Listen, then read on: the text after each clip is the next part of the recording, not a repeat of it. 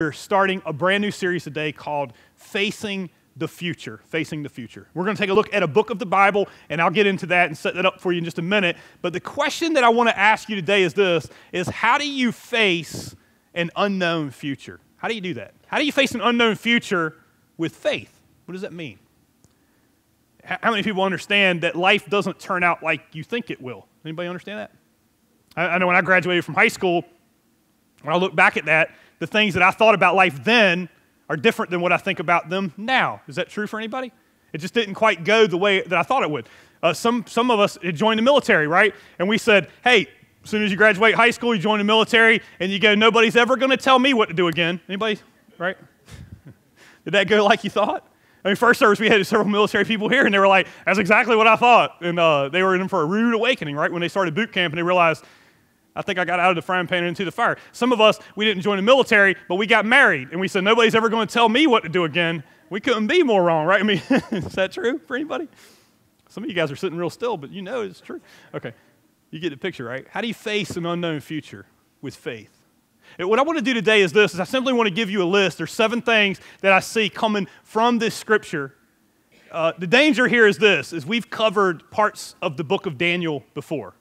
And we've even used Daniel chapter 1. We're going to look at it a little bit different angle today, and then the rest of it we really haven't covered before. And so what I'd like to do is make sure that we don't just check out because maybe you've heard it before. If you've never heard it before, this is going to be awesome for you. If you have heard it before, it's still going to be awesome. But what I'd like you to do today is I would like you to take notes because this is not a 1, 2, 3, now I've got it kind of lesson. This is a grid. This is a template for facing an unknown future. That life will not turn out like we think, and we're going to need this grid because it's a reminder that helps bring us back to focus. And you can just use the book of Daniel, Daniel chapter 1. In fact, I'm going to ask you to turn there. Daniel chapter 1 and verse 5. You got your Bibles, your Bible apps, or just in your outlines, and I'll probably have you circle some things. We won't cover the whole passage. If you've never read the Bible, this might be an incredible opportunity to start. We do read the Bible together, 1 chapter a day. And the reading plan is on the back, and we do have a way of journaling, and it's back there to tell you how to do that, so you can check that out for yourself. But we're going to highlight some of these passages, and then we're going to give you some things to take with you to say, hey, here are 7 things that we need to look at as we face an unknown future. So let me kind of set it up for you. In Daniel chapter 1, Daniel comes at about 2,700 years ago, give or take a century, okay? You're going back that far, a century is not much. But about 2,700 years ago, that's when Daniel lived on earth. And he came at a time in the nation of Israel where they had the time of the kings where they had disobeyed God, and he kept sending judges to say, or he kept sending prophets to say, hey, if you don't change your ways, I'm going to judge you. And the way I'm going to judge you is I'm going to send other nations to come, and they're going to take you off as slaves. They're going to bust down your walls, and they're going to take you as slaves. And we covered a piece of that when we talked about Jonah and Nahum. We talked about the northern kingdom of Israel, because Israel at that point had been divided, and there's 2 kingdoms. And the reason why I mentioned that is to understand the Old Testament, it's really helpful, because sometimes people go, well, what are they talking about? The north and the south, and there's a king of the north and a king of the south. And so the northern kingdom were 10 tribes, and the Assyrians came in and took them off into captivity, and honestly, they were never heard of again. They were just gone. And then the southern kingdom got judged 100 years later under the time of Daniel.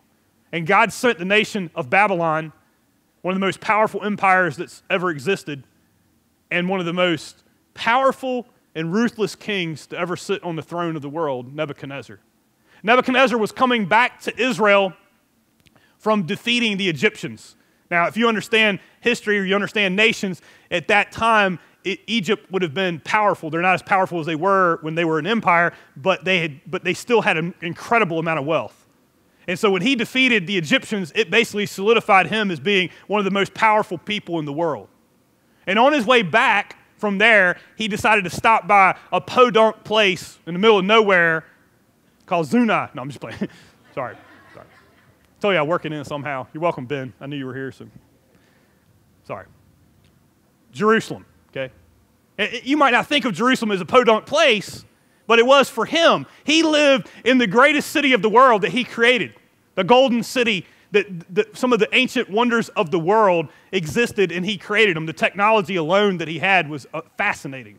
And this place was backwards, and these people had backwards customs that he thought of. these religious customs, and they wouldn't listen to him. And he finally said, I'm done with you. I'm going to come bust down your walls and show you who's powerful. And he did. He came, he busted down their walls, and he decided that the biggest thing he could do is show them there is no God in Israel. There's only one God. His name is Nebuchadnezzar, and you're going to find out who I am. And he decided to hurt some of them and do things to them. If you want to read about the atrocities, I don't want to describe them because they would literally make you nauseated. But if you want to read about them, be careful because it is unbelievable the stuff that he would do to you. And then he said to his generals, what I want you to do, and he would do this in a lot of the cities, I want you to go in before I come back and really judge them. I want you to go in and take the best and the brightest. You know what I'm saying? As we honor graduates, we think of ourselves that way, right? Hey, in Jerusalem, there's got to be some smart people, some beautiful people, all those kinds of things, because I want in my city the best and the brightest. He understood that the younger the people were and the best and the brightest, they are your national asset. And he goes, I want them in my city. In fact, I believe part of that is he wanted to build a super race of people, and he wanted his kids intermarrying with the best and the brightest. And he wanted the best advisors around him.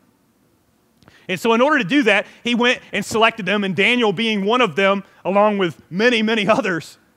And so the king assigned them, this is what it says in Daniel 1:5, the king assigned them a daily amount of food and wine from the king's table. Means they get to eat his food. I want them healthy. And they were to be trained for 3 years, and after that, they were to enter the king's service. So it kind of goes like this. Hey, I want them to be trained in my ways. Now, the carrot here is, hey, I know some bad things have happened to you, but the king of the world has selected you. You're the best and the brightest. You're the finest. You're the best that the world has to offer. If we find out that you're not, the stick is, we'll just kill you, okay? No bones about it. Probably kill you terribly, but just so you know, you're dead. So don't get bad grades.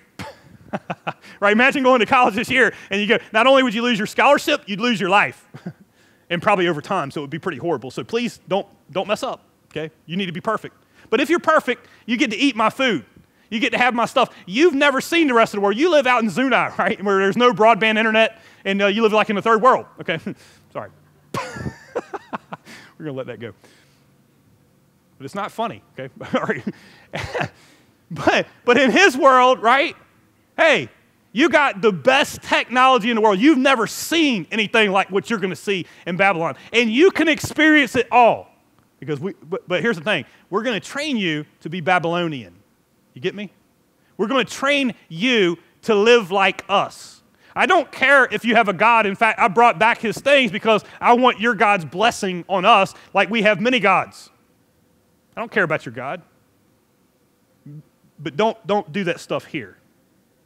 You act like us. You look like us. You look like I want you to look. And as long as you conform, you can do anything you want. In fact, morality, you can do anything. You could do anything you want. It's like a college campus. It really was. And so as they go, this is where they're facing, and they would put out in front of them, hey, you've got to make sure you comply to what King Nebuchadnezzar wants. And if you do, great things will happen for you. If you don't, this will be the worst experience of your whole life. There's a couple of things that I want you to see before we get further. Number one, if you're facing change, you're facing an unknown future, number one, realize change will always come. If you don't realize that, there's one consistent thing about life, and Daniel just realized it because the king of the world just busted down his wall and took him into something else, and now his entire world just changed before his eyes. By the way, this never stops. This is why I'm telling you, this is not a list that you go, oh yeah, I got that. No, because here's the thing about your life. Your life will always change. Change will always come. I remember that when I graduated high school, I was kind of, like you're excited, and then you're a little bit scared.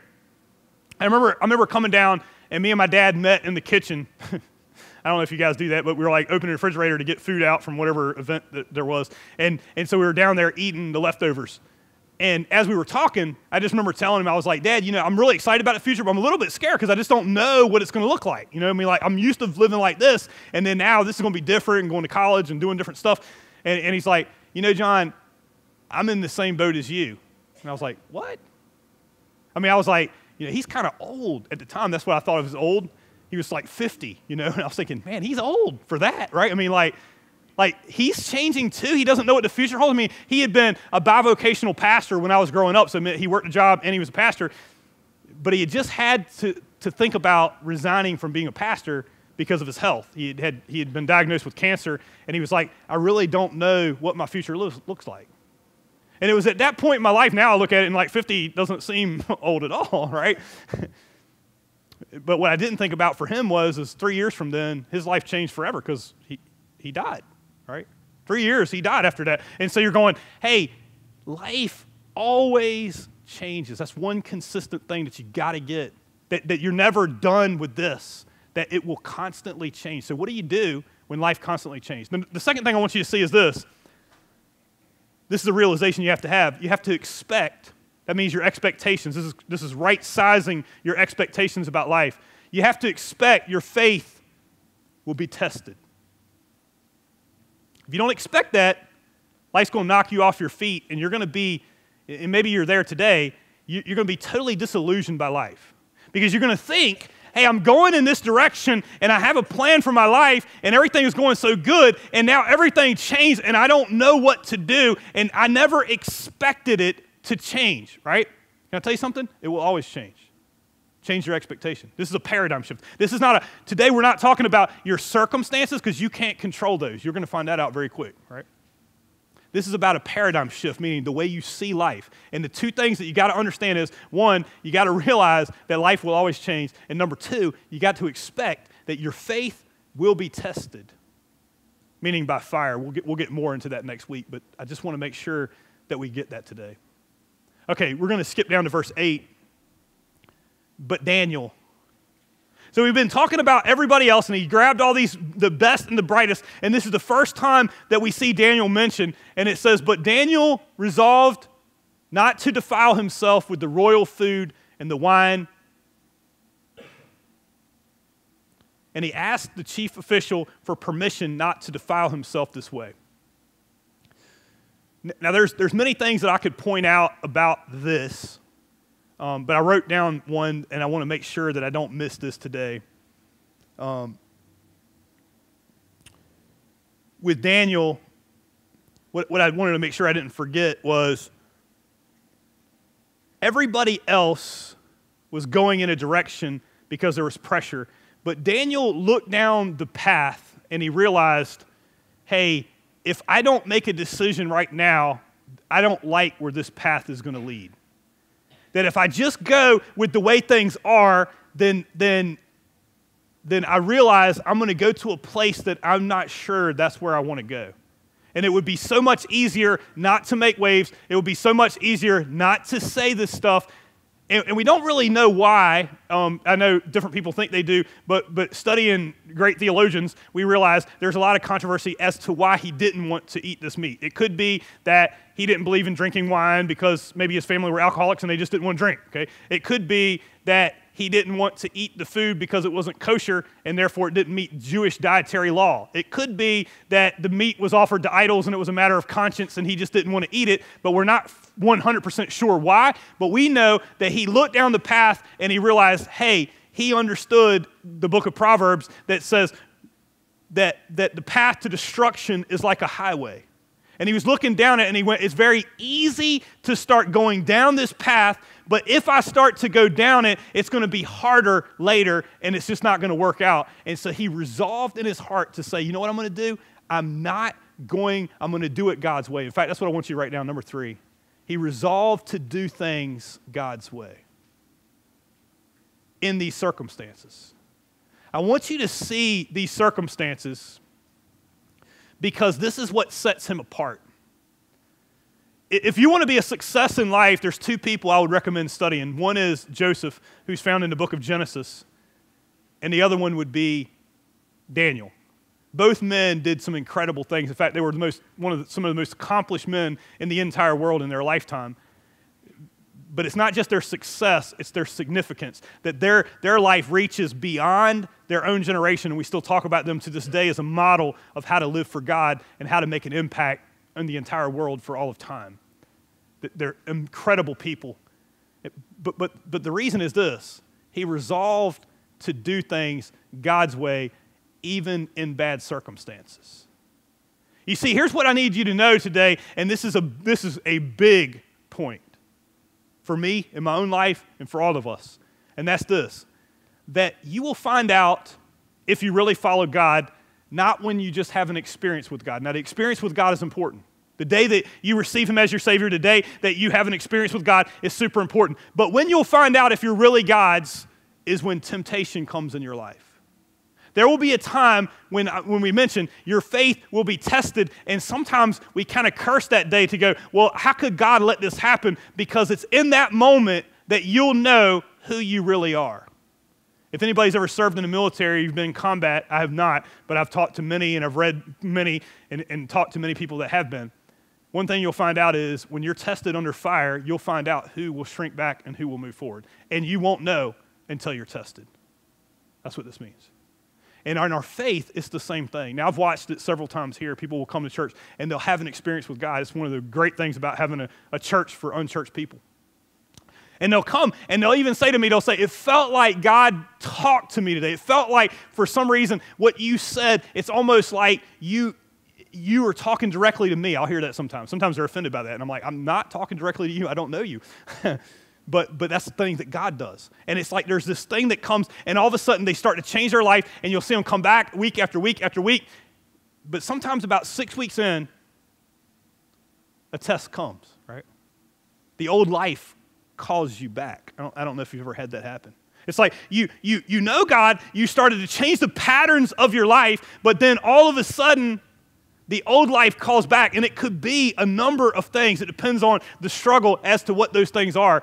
But if there's anybody that's ever drinking and drugging, then you know what that feels like, especially drugs, because sometimes you'll come across your phone, and I don't know how many times this has happened to people, where they'll come across an old number, and it gets in your head. You know what I'm talking about? Because that person's who you bought from, that person's who you hung out with, and then all of a sudden, it's like you start going down that path, and it feels like, how could I go down this path? But it happens. Or you run into somebody, or you oversleep one Sunday, or some kind of catastrophe happens, right? And now all of a sudden there's a test, and now in this moment, you're going to find out who you really are. You're going to find out whose you really are. Do you really belong to God? Do you really do this? And in this moment, Daniel finds out whose he really is. That wasn't a guilt statement. So if you've done that, by the way, I would venture to say that anybody that's a follower of Jesus has done that, right? Where you started down the path and then you shrank back. You didn't continue down the path. You got knocked off and just something happened and you got disconnected and you started going down that path again. If that's you, we're not talking about where you've been. We're talking about where you're going. What I'm here to tell you today is this, is at some point, if you want to get off that path, here's what I want to tell you. The road that leads to destruction is a highway. You read that in the book of Proverbs. It's a highway. I mean, Satan sets up rest stops along the way to make it as easy as possible. But the road that leads to righteousness, the road that leads to following Jesus, he says narrow is the way. It means that you don't just accidentally do it, just like you don't accidentally summit Mount Everest. You won't accidentally follow Jesus. And in this moment, here's what you got to do. You got to realize that change will always come. You got to expect that your faith will be tested, and it will require that you resolve to do things God's way. That's the only way it works, okay? Okay, let's look at the next verse. Daniel 1, verse 9. Now God had caused the official to show favor and compassion to Daniel. And I was taking a shift. And this could almost seem like a side point, but I don't believe that it is. It's linked to the point before it.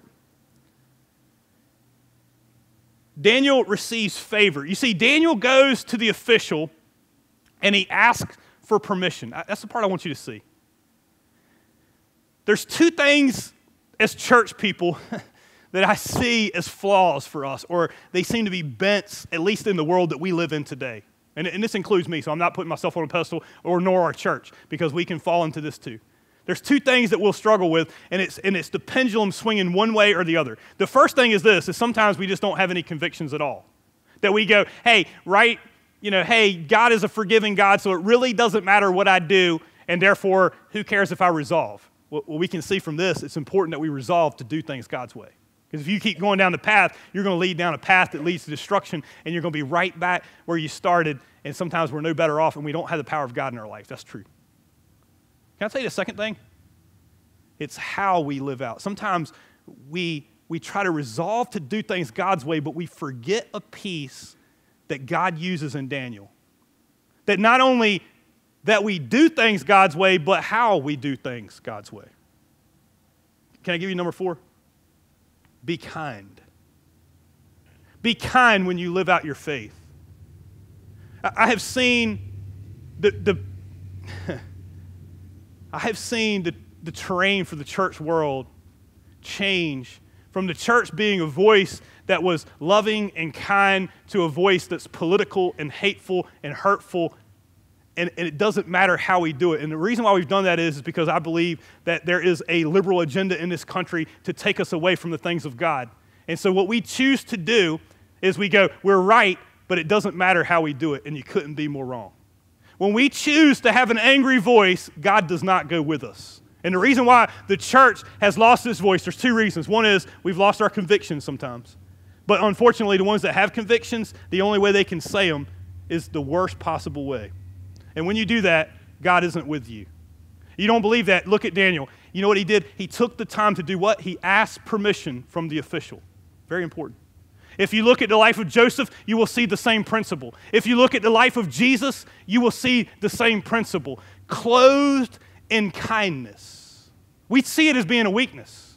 I know, I'm a red-blooded American just like everybody else. We fight for what we want, right? We stand up for our rights. Be careful, Christian, so-called Christian.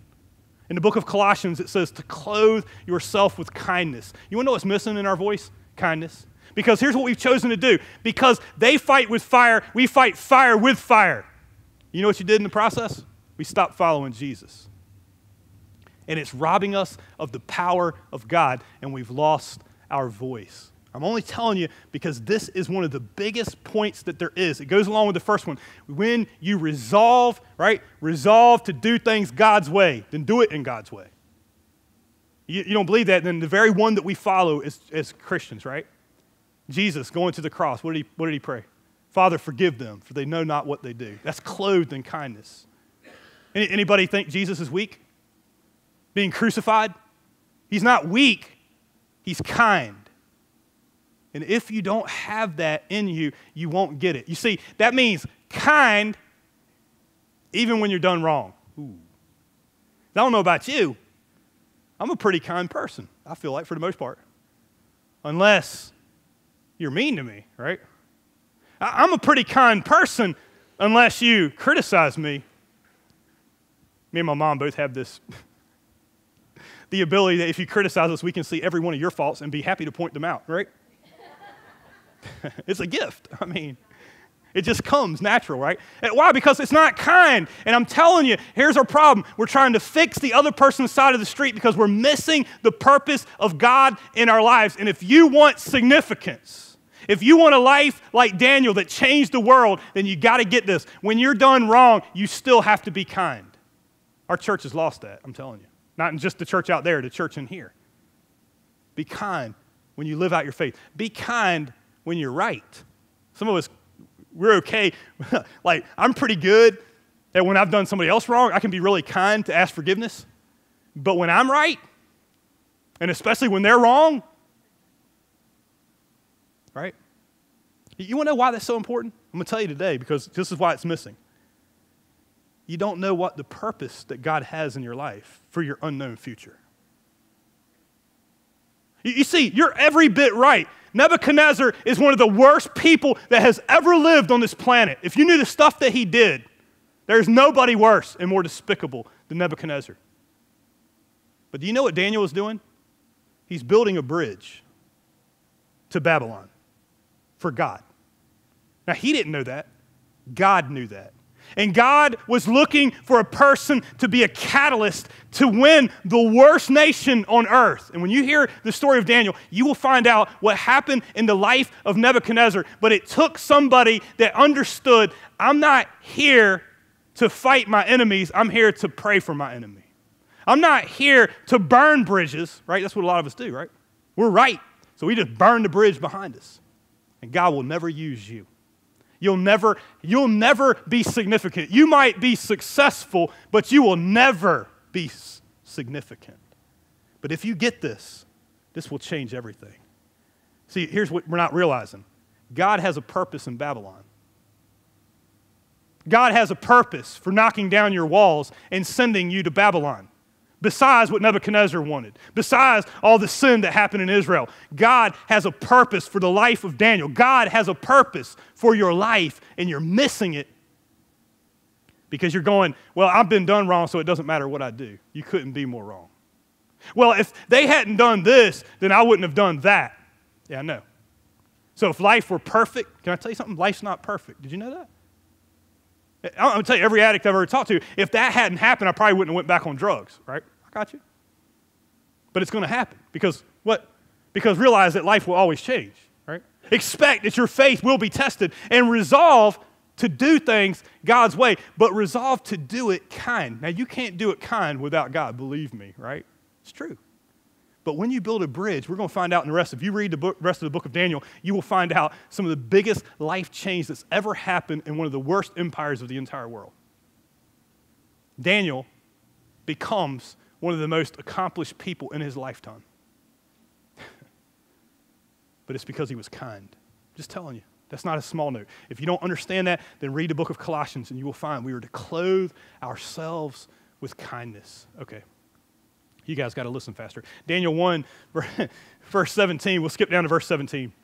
Okay? To these 4 young men, what? Does that catch anybody else off guard? These 4 young men, we had 1 young man, right? That's Daniel. But now there's 4 of them. We'll get to that. To these 4 young men, God gave knowledge and understanding of all kinds of literature and learning, and Daniel could understand visions and dreams of all kinds. So let me pause there and say, here's what happened. He goes to the official, and it says that God showed him favor. That doesn't mean that they complied right away. It took time. So he didn't say, well, fine, if you're not going to do it, then you know what? I'm just going to either eat the king's meat or I'm going to act like a jerk. He didn't do either one. He took time, and the official said, here's why that I can't comply with what you asked, Daniel. Because if I do, if you're not up to par and you go before the king and he sees that you're not up to par, not only will he kill you, he'll kill me, and he'll kill my family, and not in that order. So, no, you're not eating that. You're going to eat what the king said. And finally, after a lot of prayer and time, he said, all right, we'll let you do it, but here's the thing. You're putting God to the test. Don't ever be afraid of that. You understand that's what God wanted, right? That God never called you to fit in. He called you to stand out in kindness. Be clear on that. He stood out in kindness, but he wasn't afraid. It didn't mean that Daniel didn't have intestinal fortitude. He was saying, hey, this is what I must do, and if you'll do it, you have no idea how God's going to bless you. And by the way, God did these 4 men. You know what number 5 is?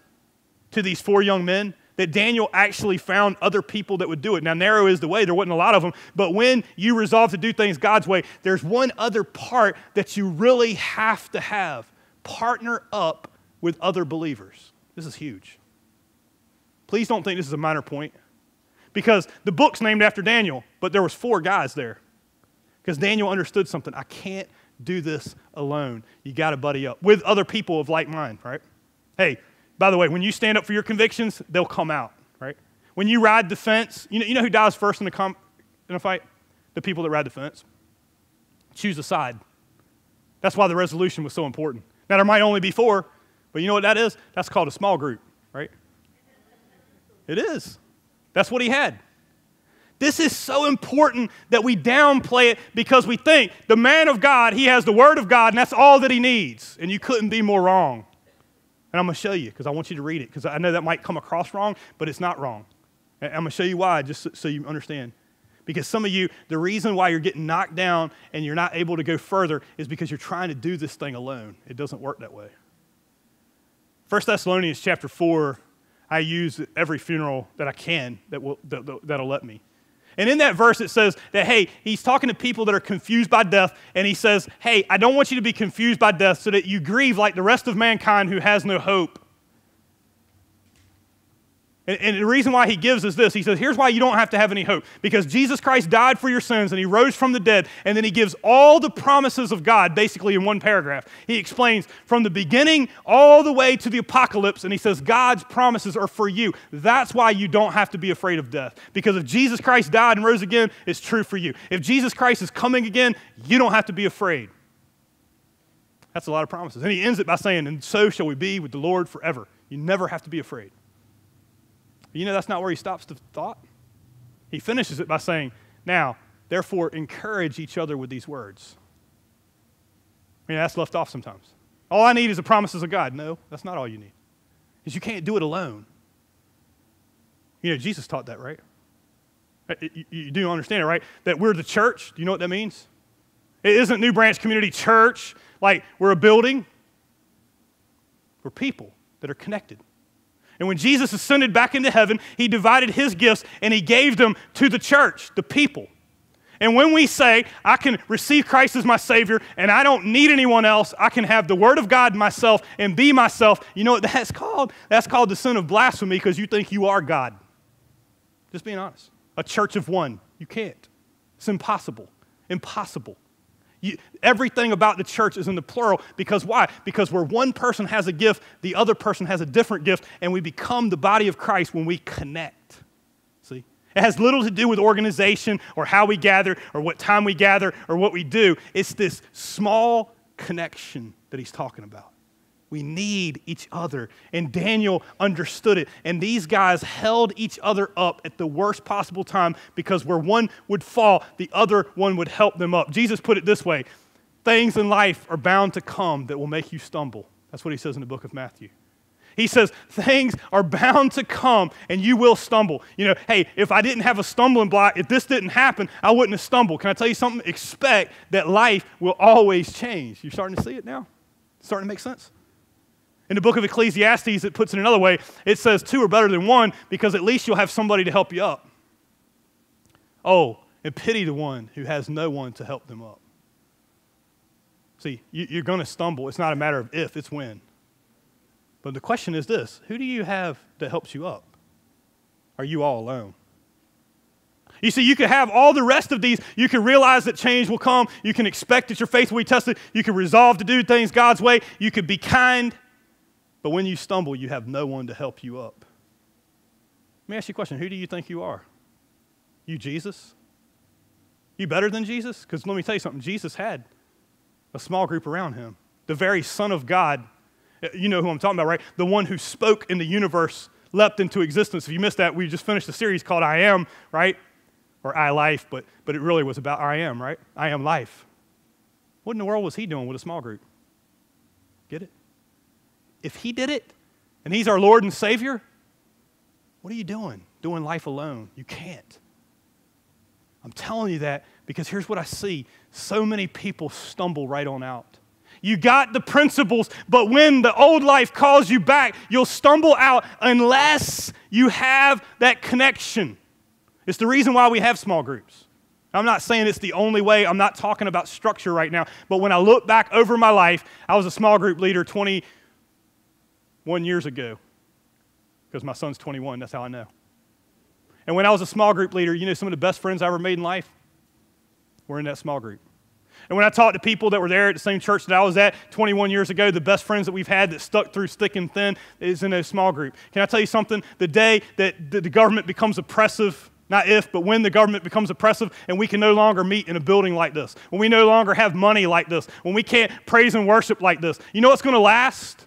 The real church, the real ecclesia, which is the connection. Are you getting it?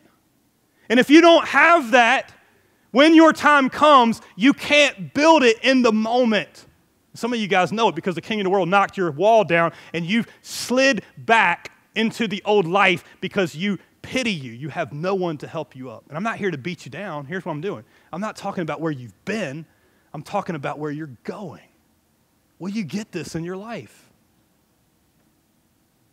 Because if you do, you can have faith with an unknown future. Does that make sense? Okay. There's one other point that I wanted to make here, and that's this. Remember, it will take courage. The reason why I put that, it might be like almost like an echo of the rest of it, but the reason why I say that is like it always shocks us that where faith walks, it's not easy. Where faith walks, it's pretty scary. That if Jesus wanted to calm the storm in your life, he would have already done it. But he has a purpose for the storm. So stop asking him to change your circumstances and ask him to change your paradigm. Ask him to change how you see life. Because here's the thing, he's got a purpose for your circumstance. And if you're not careful, you're going to ask him to remove the very thing he wants to use the most. Had God removed Daniel from Babylon, where would this world be? Oh, where would Nebuchadnezzar be? See, we're not even thinking those terms. Let me make sure we get it. There's never going to come the day when God's going to come down from heaven and give you the plan. You know that? Anybody learned that by now? That God's never going to give you the master plan. Not going to happen. He's not going to come to your life and say, oh, I see. If I would just explain myself to you, then you would do what I say. Never. That's why I say it's an unknown future. You know when you're going to die. Do you know when the people around you are going to die? I can tell you as a pastor that's done hundreds of funerals, you don't. If you can't control that, then what do you think you know? You know nothing. God knows it all, and that's why this is so important. Realize that change will always come. Expect your faith will be tested. Resolve to do things God's way. Be kind. Partner with other believers. And remember, it will take courage. That faith is going to call you out there, but it's not your courage. It's the confidence you have in God. How many times did Jesus calm the storm, right? You know, he could have calmed it before they asked. He could have never let the storm enter their lives in the first place. But he used it as a teaching lesson to say, you of little faith, and they never forgot that because he was saying, I need you to understand that faith is going to cause you to walk on storms. That's the point. And Daniel walked on a storm and became one of the most significant people that's ever lived in the history of mankind. Okay, one last verse and then I'm done. The king talked with them, and he found none equal to Daniel, Hananiah, Mishael, and Azariah. The king actually changed their names. You might know them as, well, you might know Daniel as Daniel, but he actually changed Daniel's name to Belteshazzar. I don't know if he just didn't like him or what, but anyway, Belteshazzar. Somebody's having a baby. This is a great name, Belteshazzar. Anybody? Okay, sorry. And he changed Hananiah, Mishael, and Azariah to Shadrach, Meshach, and Abednego, just so you know. Some people know those names, okay? And so they entered the king's service. In fact, it went further than that. He changed the diet for everybody to their diet. And he started to realize there might be something to this God that you have. You want to know why? Because they built a bridge. Realize this, if you resolve to do things God's way, here's the last part I want you to see. When you live out your faith, God will bless you. You want the real blessing of God? It isn't about circumstance, believe me. It's about significance. And God has a plan. He will not waste your circumstances. If you are in circumstances where it feels like the king of the world has knocked down your wall of life and he's pulled you out, and his name's not Nebuchadnezzar, but it feels like Satan has pulled you back in and you don't know what to do, God has a plan for your life. And this right here, this is the template that you need to make that happen. See? So write it down. Keep it close to you because life will always change. You get the picture? But it takes resolution to make this happen. Today is a pivot point, I believe, in your life. That some of you, that's exactly what it feels like, that God has allowed Satan to knock down the walls of your life and you don't know what to do. And you're frustrated and you're wringing your hands to God and you're going, I don't know what to do, and God has a plan. And my question for you today is this: what will you do? Will you go down the path of life and just let it guide you? Can I say it again? The path that's a highway leads to destruction. Or will you be proactive, but Daniel, right? Did you put your name there? But you. I know that what you're going to say is everybody else is going down this path, but believe me, the path that everybody else is going down to leads to destruction. I remember that when I learned that in my life. One of the big times for me was when we took Financial Peace University, and I heard Dave Ramsey for the first time say, if you want to live like no one else, you got to live like no one else. You want to be out of debt, you got to stop living like everybody else because everybody else is in debt. What are you doing listening to them? I remember he said the same thing. He said, hey, you want to be thin? Stop listening to fat people, right? I mean, right? All right. You want to be out of debt? Stop listening to people that are in debt. What are you doing following them? What are you doing living like them? And God is saying the same thing to you, and it's going to cause you to stand out, but God never called you to fit in. He called you to stand out in kindness. You get it? So my question for you today is this. What will you do? You're at the crossroads in life, and I know there's somebody here today, you're at the crossroads in life where you've got to decide, am I going to go down this path or this path? And my question is, will you resolve to do it God's way? That's the question. That's what this has brought us to. You're at the point now where you got to make a decision. Are you going to go the way that God says, which is not necessarily going to be easy? Are you going to be drifting down the path and just let life happen to you? I want you to look down the path a little bit further and realize that life is connected.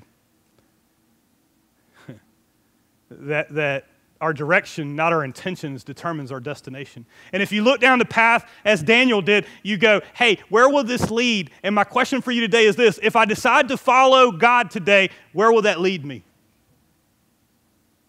Oh, and then I want you to ask yourself the other question. If I choose not to, if I walk out these doors today and I just let life happen, that's a choice too. Where will that lead me? And here's what I want to do. I want to pray for you as you pray for me, that we'll resolve to do things God's way. There's so much more. We're going to share so much more in this series, and I hope you come back because we got a lot more.